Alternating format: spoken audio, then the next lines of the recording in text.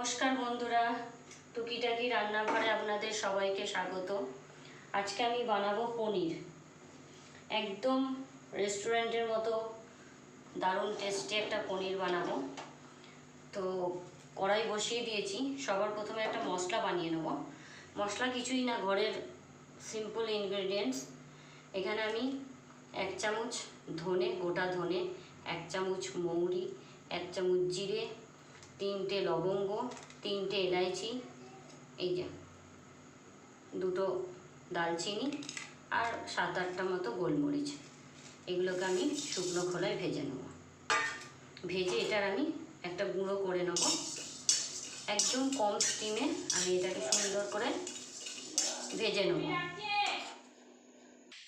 দেখুন মশলাটা ভেজে আমি নামিয়ে নিয়েছি। একটু ঠান্ডা হয়ে গেলে আমি এটা গুঁড়ো করে নেব।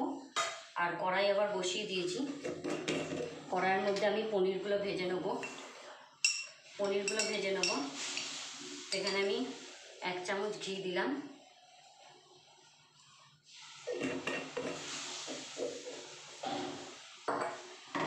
এক চামচ ঘি দিয়েছি, আর ঘিটা পুড়ে না যায় তার জন্য আমি অল্প তেলও দিয়ে দিলাম। এবার আমি পনিরগুলোকে সুন্দর করে ভেজে নেব।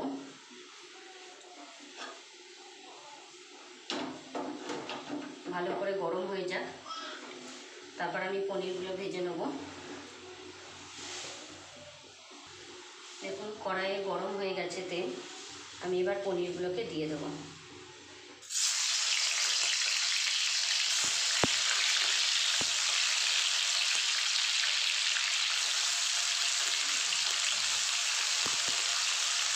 এখানে পুরো 250 গ্রাম পনির আছে।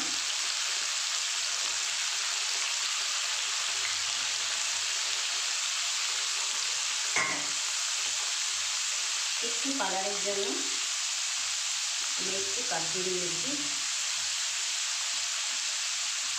আর অল্প হলুদ দিয়ে দিলাম। আমি একদম কম স্টিমে আমি এগুলোকে ভালো করে ভেজে নেব।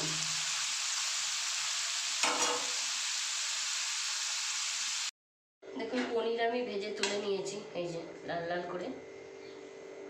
এখন এই তেলের মধ্যে আমি ক্যাপসিকামগুলো একটু ভেজে তুলে নেব। এই যে ক্যাপসিকামগুলো আমি ডুম ডুম করে কেটে নিয়েছি। এটাকে আমি ফুল স্টিমে একটু ভেজে নেব।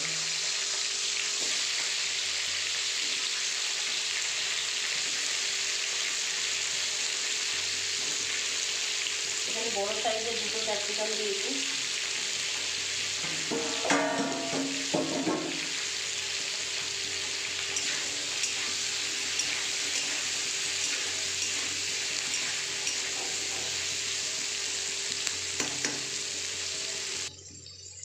অল্প একটু লবণ দিয়ে দিলাম। ভালো করে একটু জাস্ট হালকা ভেজে ফুল স্টিমে একটু ভেজে নেব, ভেজে তুলে নেব। দেখুন ক্যাপসিকাম ভেজে তুলে নিয়েছি। এখন এই তেলের মধ্যে আমি গোটা গরম মশলার মধ্যে 2টো এলাইচি, মুখটা একটু ফাটিয়ে, আর একটু দালচিনি আর লবঙ্গ, 2টো লবঙ্গ, তার সাথে 1 চামচ গোটা জিরে, এই যে ছোটো চামচে।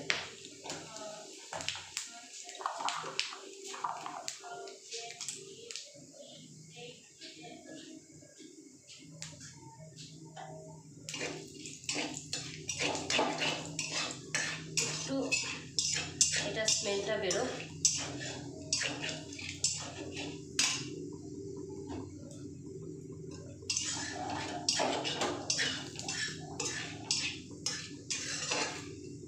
এবার আমি এখানে 1 চামচ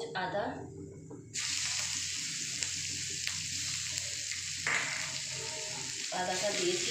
একটু নাড়াচাড়া করে নিই, চিনিটা কম করে দিয়েছি।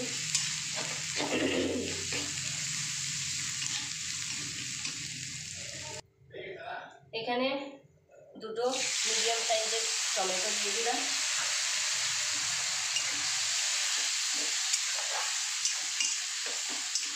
এখন এটাকে ভালো করে টমেটোর কাঁচা গন্ধটা যাতে কেটে যায় ভালো করে একটু 1-2 মিনিট এটা পাকাবো।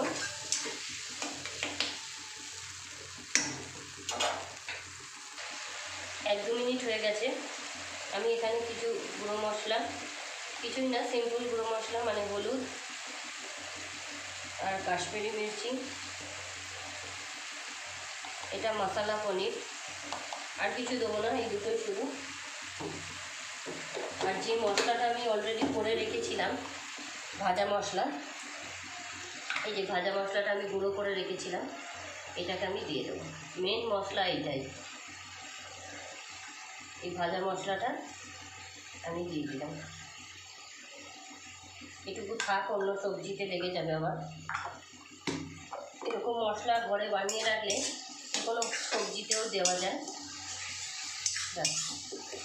এখন আমি এটাকে তেলটা কম করে 1-2 মিনিটে একটু ঢেকে দেবো, তাহলে এটা থেকে তেল বেরিয়ে আসবে। একদম স্টিমটা কম করে দিয়েছি, একটু ঢেকে দিয়েছি। দেখুন ঢাকা খুলে দিয়েছি, মশলাটা পুরো ভাজা হয়ে গেছে, কালারটাও সুন্দর এসেছে। এরকম মশলা দিয়ে একবার পনির বানিয়ে খেয়ে দেখবেন, অপূর্ব টেস্টি লাগে।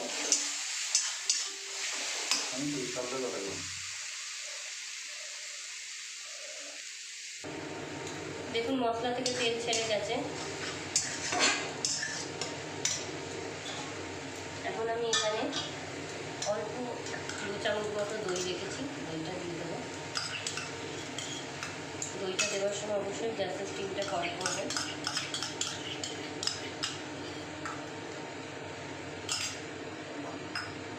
একটু বাটিতে জল দিয়ে, এটা মশলা পনির, আমি অন্য কোনো মশলা দিইনি, যে ভাজা মশলাটা করেছিলাম এটাই দিয়েছি, আমি অন্য কোনো মশলা দিইনি। বাস দেখুন, এখন আমি এখানে লবণটা অ্যাড করে দেবো। লবণ অলরেডি দেওয়া, তাই বেশি লবণ দেবো না। লবণ দিয়ে দিলাম, আর স্টিমটা কম করেই আমি একটু ঢেকে দেবো।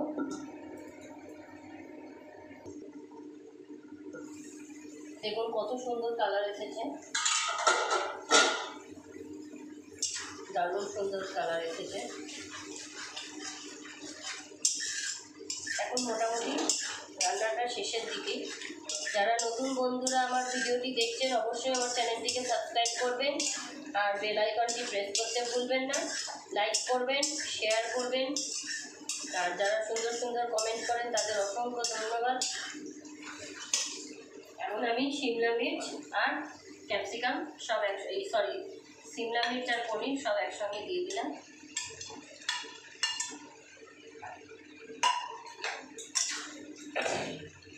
এখন আমি ভালো করে এটাকে মিক্স করে দেবো।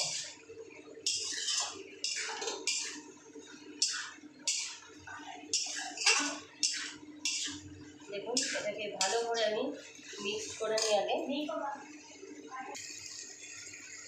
এখানে আমি 4টে চেরা কাঁচা লঙ্কা দিয়ে দিলাম, অল্প একটু গরম জল দিয়ে দেবো।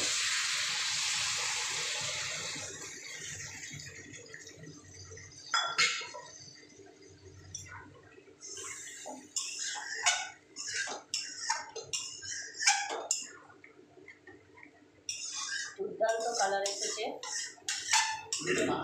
পুরো হোটেলের মতো। অল্প একটু বাটার দিয়ে দিলাম, আপনারা চাইলে ঘি দিতে পারেন, আমি বাটারই দিলাম।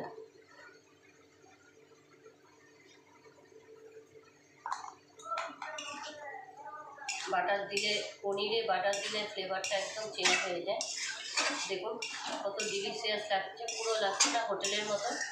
অবশ্যই বাড়িতে বানিয়ে খাবেন, খুব টেস্টি লাগে মশলা পনির।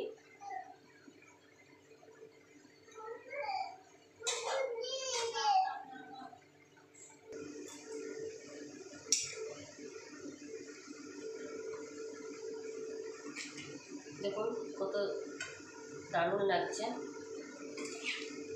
একদম ধাবার স্টাইলে, হোটেলের মতো।